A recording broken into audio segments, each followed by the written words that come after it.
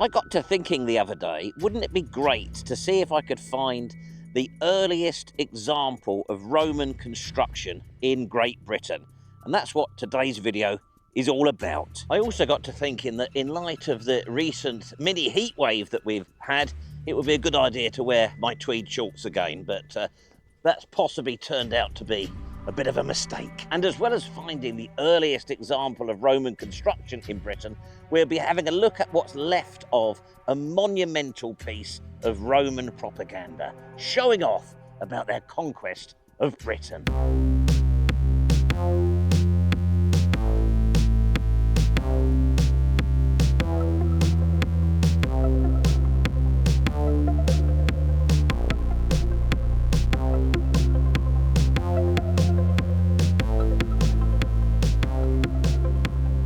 I've therefore come to Richborough in Kent, and you can see the Roman fort behind me there, but that is very much not an example of the earliest construction. It's late 3rd century, a Saxon shore fort. The Saxons were starting to play up, and the need to build defensive structures like this in the late 200s is a far cry from the blatant showing off that was going on here in the 1st century AD. Somewhere behind all of this impressive Roman masonry, we are going to find the earliest example of Romans building in Britain. Oh, I'm sorry, but I don't think we're going to get too much out of this little chap today. I've just tried to put it up, and in its electronic voice, it's told me flight aborted, environment wind too strong. Sorry about that. Typical British summer. Yesterday it was hashtag too hot for tweed. Today it's hashtag too blooming cold for tweed shorts. Now, when you look at this magnificent structure behind me here, I probably need to do some expectation management. The first thing they did in AD 43 when they arrived in Britain wasn't quite to this sort of spectacular standard.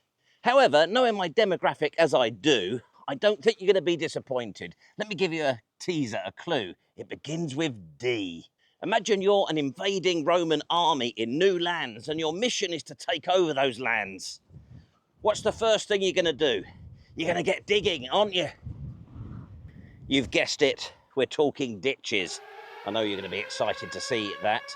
And incidentally, I've just seen some boomers breaking the rules.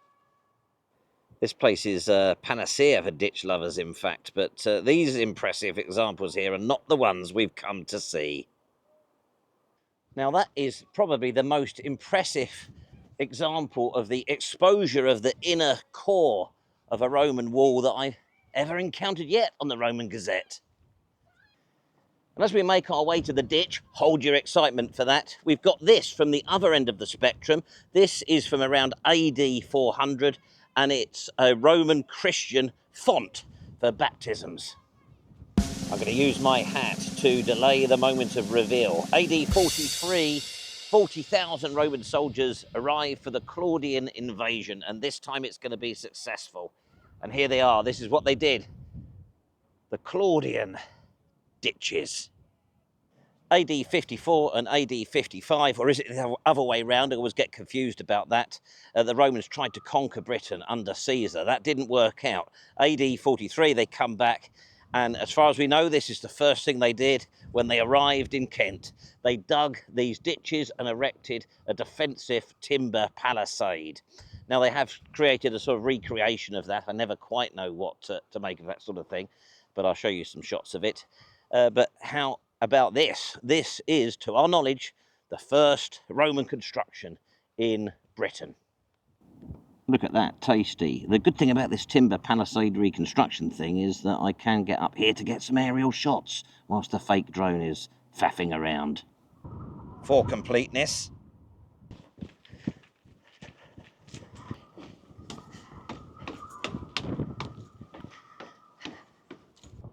So successful was the invasion that these magnificent ditches and the timber palisade uncovered by excavators back in the 20s and 30s didn't last very long. They were quickly replaced by something far more practical: storerooms. The Roman invasion of Britain had succeeded. Now these are much later ditches. In the long life, over 350 years, the fort was under Roman control here. But I just thought I'd share those with you. You can't get enough, can you? Is that enough ditch porn for you?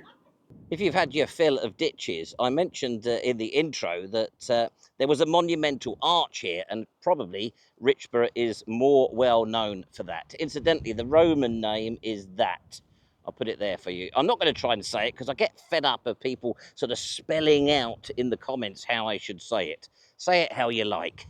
Anyhow, a little bit later on, towards the latter part of the 1st century AD, after they'd filled those ditches in, the Romans were feeling very confident and they created something truly amazing here. Now, I doubt very much if this will work.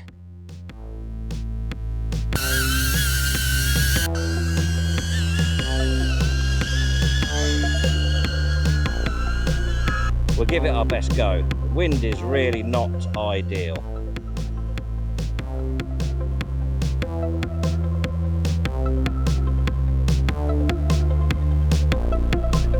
I knew she wouldn't let me down. I'm really glad that I managed to get it up there so we could get a shot of it. It might be a bit wobbly, but sometime between AD 85 and AD 96, there is some debate about that. Some are trying to push that to AD 120 now, but for a long time we've believed end of 1st century. The Romans had filled in those magnificent ditches that we looked at, and they created here something truly amazing. It was an absolutely gigantic monumental arch to celebrate their conquest of Britain. I quite like the sort of AD 85 dating for it, because that sort of fits in with the Battle of Mons Grampus, doesn't it, up at Inverness. So I feel like that's the sort of time they were feeling like they'd actually done it. The arch was massive, and what you're looking at here is the cross stone concrete foundation of that. That held up a huge, great raised floor. And we've got some overlays as well from the museum to show you what it looked like. There's just a few tiny fragments of the marble that they've found. The arch itself tells us a story about Roman Britain. Clearly, when it was erected, they are lavishing a huge amount of money on this massive statement to say, we own this place now, for any visitors who arrive at this, which was their premier port. This was the main port throughout the 1st century for Roman Britain. But it didn't last forever, and by the end of Roman Britain, there was no sign of this arch. It had completely gone. It was a magnificent 4-way arch, 90 feet high in old money, covered in expensive bronze statues and highly polished marble.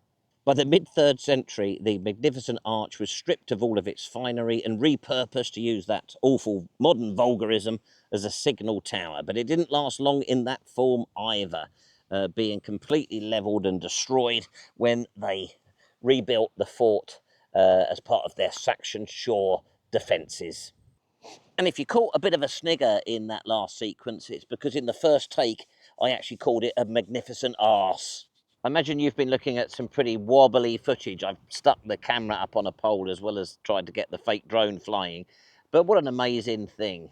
A real insight to a time when the Romans were right up themselves. And I ought to cover off continuity for all you continuity nutters out there. Over within the walls of the fort, over here we have this. It's St. Augustine's Chapel, an Anglo-Saxon chapel dating to somewhere between 900 to 1000. And they found coins here going back to AD 700. So the church itself doesn't date to St. Augustine's arrival on the Isle of Thanet in 597, but it looks as though we do have continuity of usage within the fort walls after the Romans cleared off. Some early examples of Ministry of Works concrete as well to show you the outline of the Anglo-Saxon chapel. I miss the Ministry of Works with all their concrete. I know that I shouldn't, but I do. Anyhow, I just want to bring you over here to this side of the platform. Now down there, the ground just slopes away down to the River Stour. But if I put up a Google overlay of some sort, you'll see that in the intervening years, the sea has moved out and the cliff has sort of given away and the fort is sort of gradually disappearing. They've even rammed a railway through there, which I know some of you lot will love that. You may have noticed a slight melancholy this week. I'm feeling a little bit miserable. I've decided to come away from the crowds. The fort is over there. There was a significant town here, really extensive stuff showing up on the geophys. And on the top of this little windswept hill, perfect for my mood, we have the remains of an amphitheater. I don't suppose you can see that at all, can you? The lady up at the shop, the English Heritage shop, was really very helpful. They obviously haven't sent the memo out about me to down south. They don't expect to see me in Kent. I don't know why, I've always fancied just sitting down in the centre of an amphitheater. The video that Tweedy and I did at the Long Man of Wilmington didn't blow up. Having a look at YouTube, there's very little about the Long Man of Wilmington. It's won by Richard Vobes before he went all mental. However, you know, it did okay, but it just did normal, really. I'm looking forward to getting back where I belong. I don't know if you'll be able to tell as I come down here how steep that is. How lovely is that? A field with a hillock in it. Anyone would just think that was a hillock, wouldn't they? But the reason it's like that is because they played gladiatorial games here nearly 2,000 years ago. Marvellous. If you do come to Richborough, and I would recommend it, the fort is fantastic, and you do decide to come up and have a look at the amphitheatre, just be warned, it's not at all commercialised, this bit, and the path is terrible. At the moment, it's all stinging nettles and the like. See what I mean? It's terrible. I quite like that lack of commercialism, though. You get sick of it, don't you? Let me apologise unreservedly if there's been a bit of moaning in this video. It's not aimed at you guys. I value you all. I'm not asking you to do more buy me a coffees or any of that old nonsense. I think YouTube could pay better, and I think YouTube could do more to promote the small independent channels like this one, rather than the sort of hogwash that they seem to love. I mean, they were the first to do this, weren't they? And why are they trying to drop down to the lowest common denominator level and compete with that wretched TikTok thing? I have set up a TikTok channel, by the way. You know, it probably does cost me a little bit of money to make these videos, but it really doesn't matter. It doesn't matter. The joy that I have in visiting and researching about these places, and the pleasure that I get from sharing them with you guys, and many of you I know are never going to get to see this stuff.